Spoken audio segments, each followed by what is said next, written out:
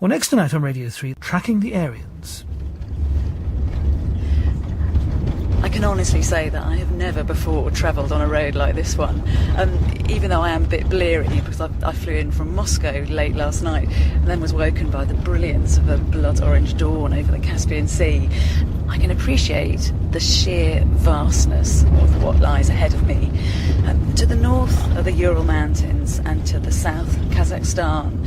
But what lies east, and that's the direction that we're travelling in, are just thousands and thousands of miles of steppe grassland, which basically carry on until you hit the Pacific Ocean. And in those grasslands, there's a time bomb.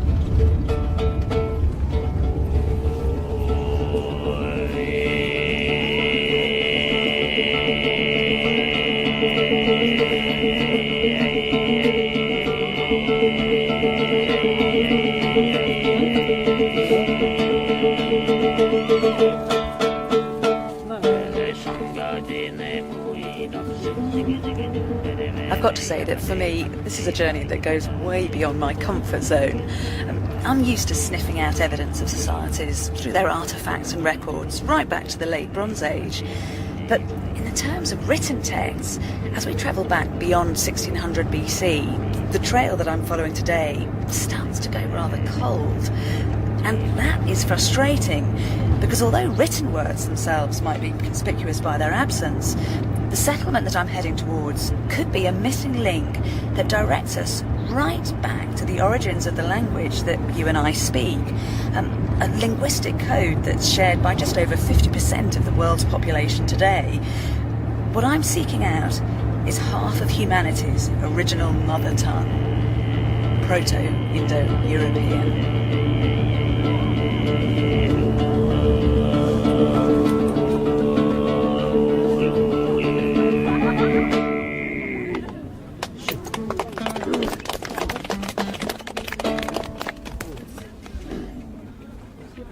The question of the origins of our language has always been more than just antiquarian curiosity. If we can find the speakers of an ancient tongue that gave birth to the languages spoken by the great cultures of Europe, the Middle East and India, then we find those who could rightly claim to be the fathers of civilization. The search for linguistic ancestry has, as a result, been tenacious and highly charged.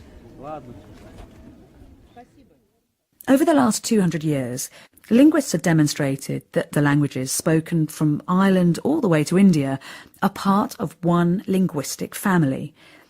English, Greek, Farsi, Sanskrit, Hittite from Anatolia, Tocharian from Western China are all descended from one mainspring tongue. Known today as Proto-Indo-European, its identification begged the question: why was this tongue a Darwinian victor, a language that was somehow strong and fit enough to survive and to propagate? A series of new archaeological excavations on the remote borders of southern Siberia and Kazakhstan offer up some answers.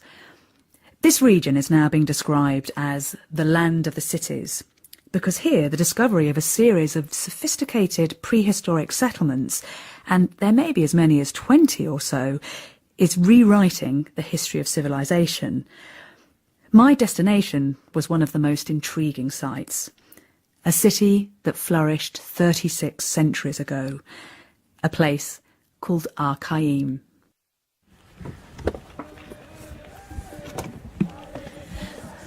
So we've been on the road for 7.5 hours, and at last we've arrived.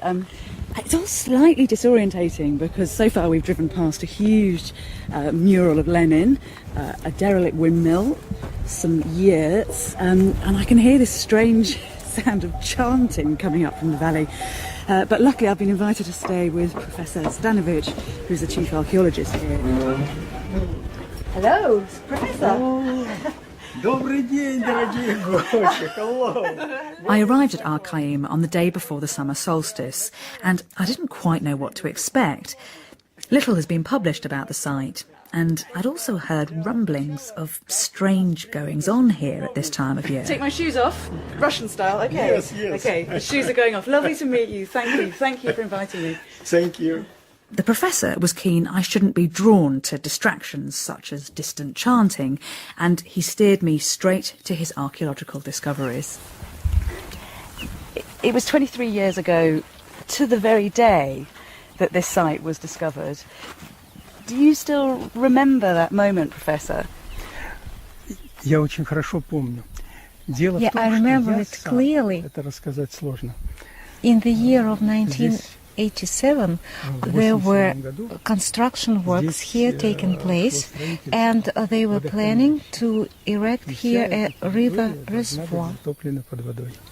A group of our young scientists came here because they knew that the construction works were planned, and they started excavating. There was an airport nearby. The students went up to the sky, took this picture, aerial picture, and suddenly we saw circles here on the land. And at that very moment, Professor knew that it was the Bronze Age. 3 months later, this territory was to be covered with water. Professor took this photograph and went by airplane to Leningrad, St. Petersburg now, so to Professor Petrovsky. Борис Борисович Петровский. И с Петровским произошло то же, что... And Petrovsky had the same reaction to that of Professor Zdanovich. Petrovsky just stopped and made a telephone call to Gorbachev. And in a week, the sky here was full of airplanes, helicopters, and the special commission of the Soviet Ministry, as well as the Academy of Science. What they'd found was breathtaking. Dated between 2000 and 1600 BC, here was a fortified town laid out in a complex circular form, 200 metres across. A 5-metre-high earth wall with timber gates protected 50 to 60 houses inside. The inhabitants, 2,000 or so of them, left behind intriguing remains. Finely worked copper jewellery, makeup and tattooing equipment, diningware, complex burials, and, crucially, evidence of the earliest known chariot technology. One element absent from the archaeological record, though, was the language spoken by the men and women as they built a life for themselves here.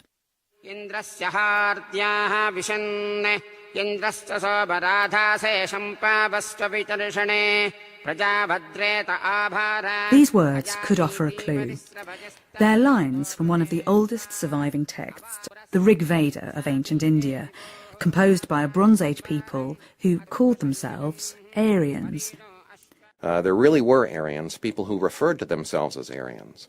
The name of the country, Iran, is a version of the word Aryan. And in Iran was the origin of the religion which we call Zoroastrianism. And Zoroastrianism goes back to a religious document called the Avesta, the oldest document in Iranian. And the oldest parts of the Avesta were composed by people who called themselves Aryans. So there are the Aryans of the Avesta. And the Aryans who composed the oldest parts of the Avesta, probably about 1200 BC, were related to other Aryans who composed the religious documents that are at the root of Hinduism. The composers of the Rig Veda also referred to themselves as Aryans. So the Aryans of the Rig Veda and the Aryans of the Avesta were real people, but they lived in what is today Iran, Afghanistan, Pakistan, northern India, between 1500 and 1000 BC. You can really refer to those Aryans and you're talking about real people.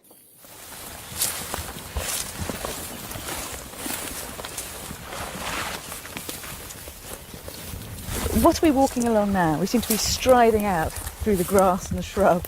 We are now going along the outer wall of Archaeum, and it's about 1 meter high over the steppe. In ancient times, it would be about 5 meters high. So it's a fortified settlement, but who is it protecting? Who's living here? Ну, в этом укрепленном поселении Indo-European people used to live here. Their world perception is reflected in the burials, that is, chariots which were put, sacrifices, and so on. And it can be also reflected in Rigveda texts. Tell me how you equate the two, because the Rig Veda texts are obviously very ancient hymns. What reflection of those do you see in the archaeology here?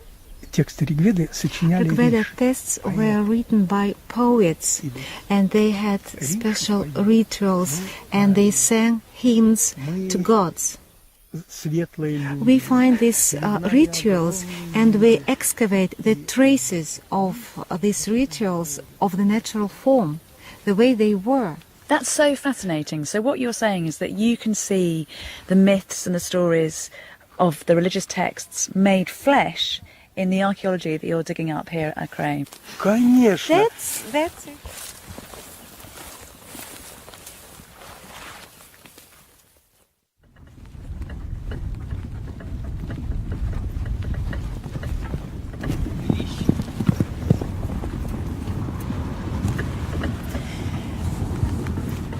One of the traditions that's continued absolutely unchanged in this region is a love of horses, of horse racing and of riding in chariots and wagons. And because of that, I've been offered a lift by a man who's turned up clearly because of the midsummer solstice activities here, hoping to try to tout for a bit of custom, and he's given me a ride along the steps. It's actually immensely appropriate, because what he probably doesn't realise is that the first ever extant chariot was discovered very close to here. It dates back to around 2000 BC, and so we know from the archaeology that the culture that lived here were very fond of their horses. In fact, when a great man died, his horse would be sacrificed and buried with him along with the chariot.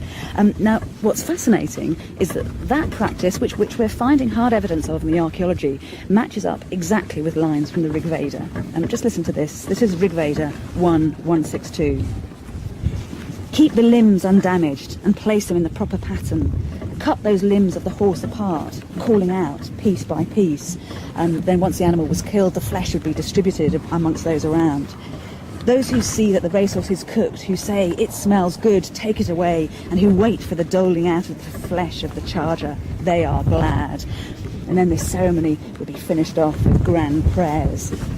Let us speak great words as men of power in the sacrificial gathering.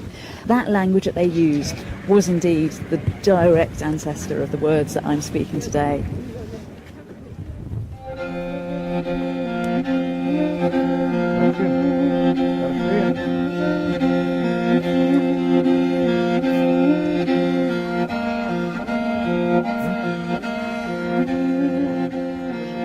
Trying to tally fragmentary archaeology with a remote language is, of course, precarious. Plenty of opportunity to turn a possibility into a certainty. Pitfalls ever present, it seems, when it comes to tracking Aryans. There may have been confusion about who the Aryans were, but the study of texts, such as the Avesta and the Rig Veda, catalysed a revolution in linguistics. It meant that the search for the speakers of Proto-Indo-European wasn't just done via excavations, but by a kind of archaeology on the language itself. James Mallory of Queen's University Belfast explains how. One reconstructs by comparing words in the different languages and the grammars of the different languages, so that when you find, for example, we say a BH in Sanskrit, for example, in the word bratar, which means brother, we will find an F in Latin, which gives us our word frater, for example. In English, of course, it is brother, and it's the same word. And if you went through a list of the commonest terms, like kinship and things like that, you would see immediately at least a surface resemblance between even English, modern English, and ancient Sanskrit, or many of the other ancient languages of the Indo-European world. And the fact of the matter is that the reason why these words are similar is because they derive from this common language. Now, getting back to the common language, what the linguist does is they establish the rules between each of the different Indo-European languages. It produces a ballpark reconstruction of what the word might have originally sounded like. One of the things I think linguists have, always imagined in the back of their heads is that if they had a phrase book written in Proto-Indo-European and they were thrown back something like 5,000 years, what chance would they have of making themselves understood? I suspect that most of them imagine badly, but they might just about get the ideas across. Time travel might not be a possibility, but an actual journey to Central Asia today does help you to imagine how those snatches of Proto-Indo-European that have been identified could have evolved. In a pastoral culture where men and women drove their herds through this continuous landscape, it makes perfect sense that a code of behaviour had to be developed. If you saw another group of humans appearing as tiny dots in the distance, your options were either to destroy them or to try to deal with them peaceably. And it seems that the early Bronze Age communities here plumped for the latter. Linguists tell us that around 4,000 to 5,000 years ago, an important concept was nurtured here. It was an ethical code, if you like, gosti, a notion that gives us both the words guest and host. Gosti also endures through to the Greek world as xenia, Homer's guest-host friendship, and it was a vital factor in the survival of all cultures in the Bronze Age. Basically, it meant that when you travelled, when you met strangers, you could presume that they were friends and not foe, and that allowed for men and women to exchange ideas and experiences. It allowed civilization itself to thrive. And just a little point of information, we remember Gosti today not just in our originally interchangeable words of guest and host, but also in the word ghost. Because, of course, a ghost is a visitor, someone that can either be appreciated or a visitor who is slightly less welcome.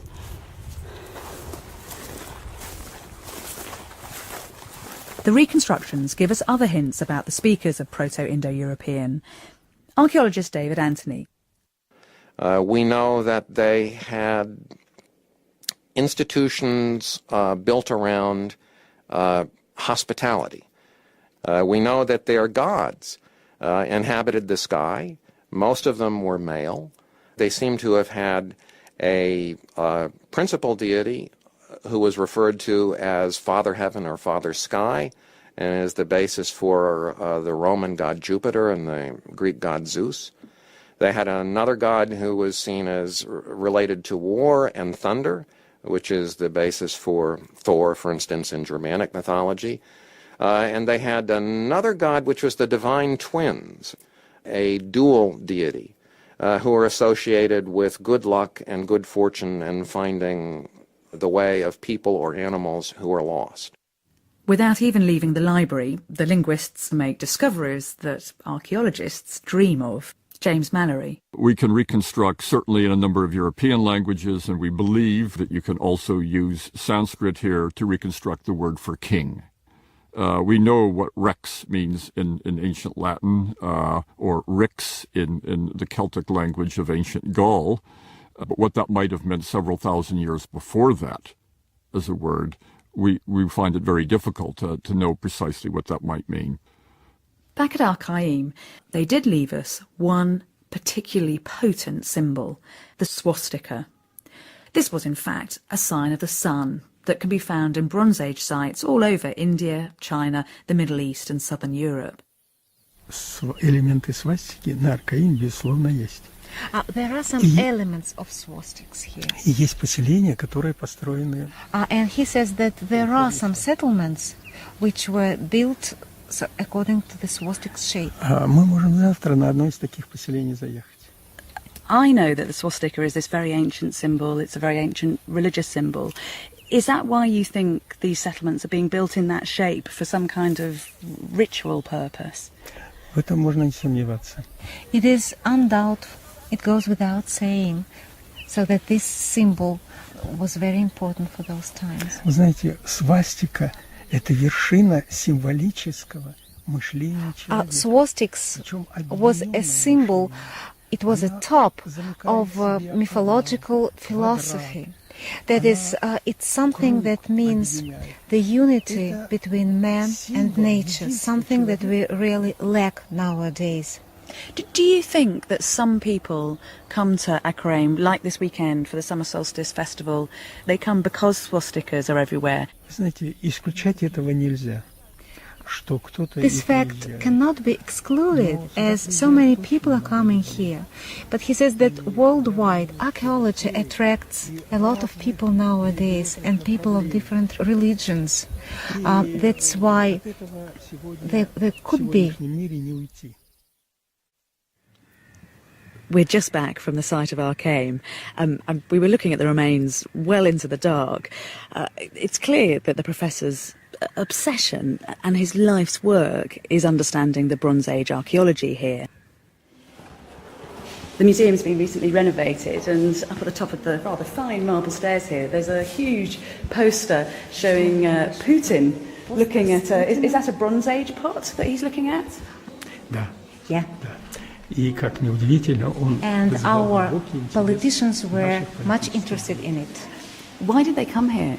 Медведев, он был здесь в апреле 2005 года. President Medvedev was here in April of 2005. Да, он не говорил, что And he они told Professor с Zdanovich, Владимиром Владимировичем Путиным, they, они together очень with часто Vladimir вместе Putin, обедают. have meals together quite often.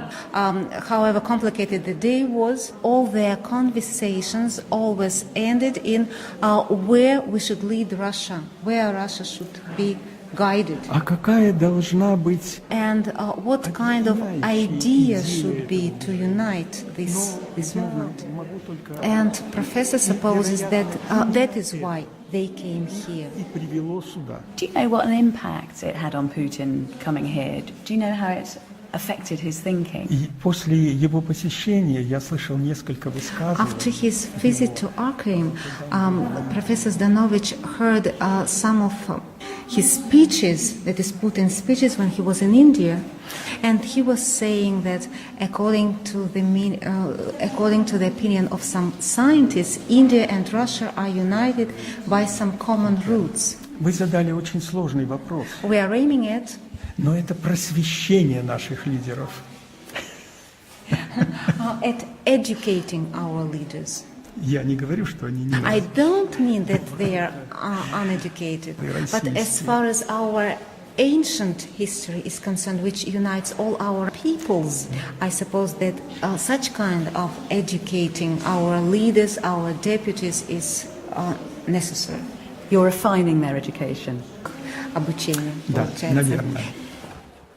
The dig has become a pilgrimage site for Russians in search of an identity. My visit coincided with the summer solstice, and what I witnessed was something the original inhabitants of Archaim would have recognised. Your ears aren't deceiving you. That is indeed the dawn chorus. Only because we're here in southern Siberia, it's a particularly raucous dawn chorus, because I've been staying underneath Ravenswood and the ravens have all just woken up. I'm up at this, what feels like a rather ungodly hour, because it is Midsummer's Day today. And quite rightly, the professor has said that we should go and watch the sunrise over the steppe land from the top of Shamanka, the shaman's mountain. What's interesting is that there are lots of people who've already beaten me to it. I can see them up on the brow of the hill, like little ants scurrying over the peak. These are New Agers who've come here to worship the glories of the steppe land in a 21st century kind of way. And of course that's what's so fascinating about this site, is that it has great antiquity, and yet now it's taken on this second life as a kind of spiritual hotbed of New Agers, of neo-nationalists, who are using the intense symbolism of the ancient past to try to understand their modern world and their future.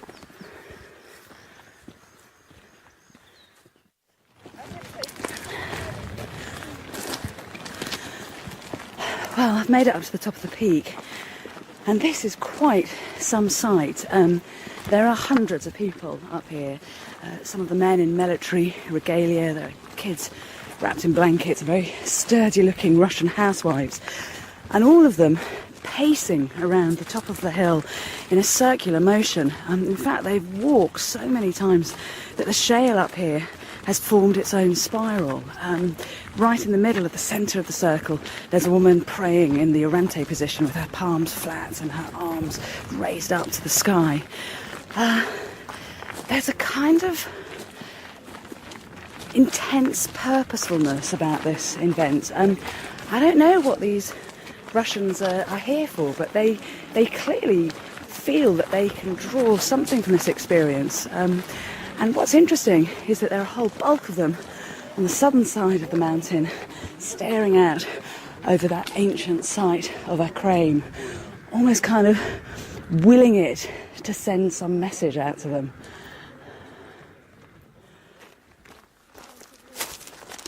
I'd set out on an archaeological trip, but had stumbled into something that felt more akin to sociology. Why did you go to the top of the hill? Why did you want to experience it? Because we have some energy here. You can stay in the middle of the circle, put your arms in the top and stay and think about, maybe about God, about everything, and energy will come to you. And whose energy is it, do you think? Is it the energy of a particular religion, or is it energy from the earth or the sky? I think from the sky. For me, maybe for any people, any things, any parts, but for me, from sky. And there's a very ancient settlement here. Do you think that's one of the reasons this place feels so special to so many people? Because everything that a lot of time ago is interesting for any people. And when you come here, you think maybe you can find something special just for yourself in that place. And how old are you, if you don't mind me asking? Сколько вам лет, если можно спросить? 24. 24. So, as a young person, what do you want to take from Archaeum back into the modern world? Наверное, безграничную свободу. Maybe limitless freedom, unlimited freedom. The early risers headed back down to the Archaeum Valley to let their hair down at one of the most variegated festivals I have ever, or I suspect will ever, experience. And is there something particularly special about this place? Do you think it has a special spirituality? Ну, насколько я знаю, то здесь жили древние арии. Это our ancestors, ancient Aryans, lived here, and that's why we are here. And they share the same belief like us. Who do you think the Aryans were? Они были преданными Господа. То есть они были... They just were devoted to God, and they preached love, celestial love. Молодую вдову, но она не казачьего роду. But not all the visitors to Archaeum offered such a benign interpretation of the site's specialness. People say this is where the Aryans lived in the very distant past. Do you believe that was the case? Why not? There must be some proof. It's not just me. Historians think so too. If you remember Hitler, he was striving to come here because he knew that this was the motherland of the Aryans, and so the place where the whole of mankind was born. So you must be very proud to be here. Why can't I be proud? I live here. It's my motherland.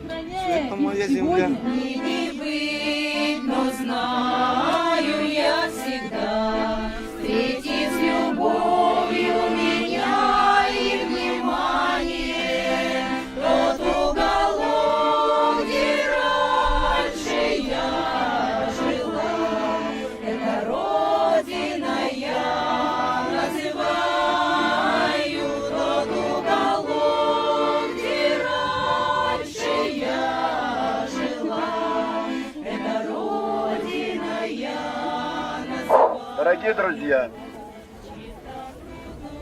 Через 15 минут начинается лекция «Тайны Аркаима».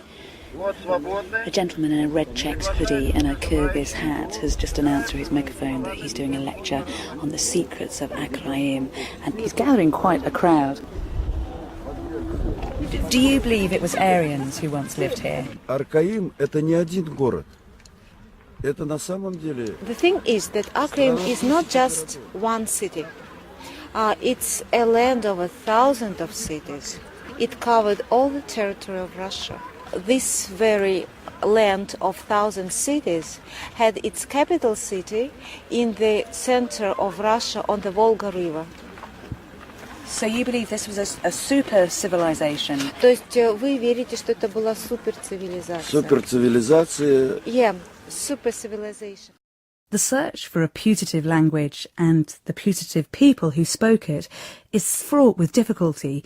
We all have to use what we do know to try to get closer to what we don't.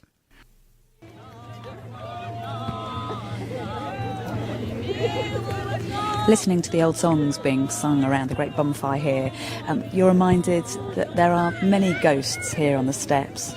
Those political prisoners, the slaves who shuffled across the steppelands on their way to the notorious gulags. What remains to be seen is whether the ghost of an Indo-European language can be physically raised from the ground from settlements such as Archaeum itself. Because here there's a search on to find both the true identity of the inhabitants of the very distant past and a new identity for the inhabitants of a fragile 21st century.